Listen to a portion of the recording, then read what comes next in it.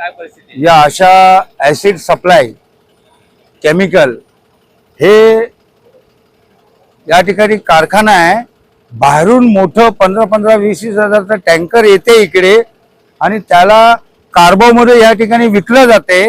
आणि गेले 2 वर्षापासून आम्ही महानगरपालिकेला सुद्धा याच्या बाबतीत आरोग्य विभाग वगैरे आम्ही कळवलेलं होतं, लेखी पत्रही दिलेलं होतं।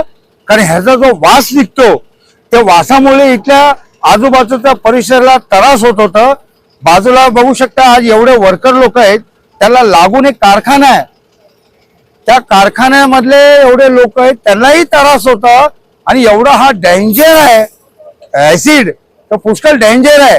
आणि तसेच या संबंधित जुळलेले ठाण्याला जे अधिकारी आहेत त्यांनाही सुद्धा तक्रार केलेली होती, पण ते सुद्धा येऊन गेले, पण याच्यावर कुठलीही ठोस कारवाई केलेली नाही।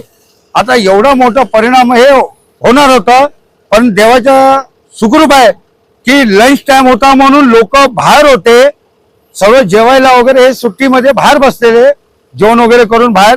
आणि त्या दरम्यान हा एवढा मोठा 15,000 लिटरचा टँकर या ठिकाणी विस्फोट झाला, फाटलं गेलं।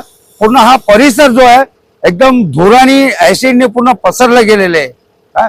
तर म्हणून मी अचानक या ठिकाणी आलो, बरोबर बघितलं, भाप एकदम डोळ्याला हे व्हायला लागले, तर ताबडतोब अग्निशमन दल यांना संपर्क केलं, पोलीस स्टेशन आणि रुग्णवाहिका महानगरपालिकेचे असं संबंधित विभाग पोलीस या सर्वांना मी ताबडतोब सूचना देऊन वेळेवरती अग्निशमन दल वगैरे हे सर्व उपस्थित झाले।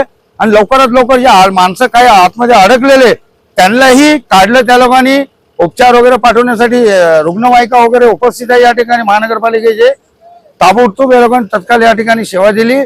आणि आताही तुम्ही बघू शकता 3-3 अग्निशमन दल या ठिकाणी उभे आहेत आणि पाणी वगैरे मारून पूर्ण या ठिकाणी सेवा चालू आहे। अडकलेल्या माणसाला सुद्धा बाहेर काढण्याचा प्रयत्न चालू आहे। माझं डायरेक्ट मी ठोस हे करतोय की हे आज नाही तर उद्या होणार होतं, पण हे गेले 2 वर्षापासून, गेल्या वर्षी सुद्धा आम्ही याची तक्रार लेखी केलेली आहे, पण तरी याच्यावरती कारवाई झालेली नाही।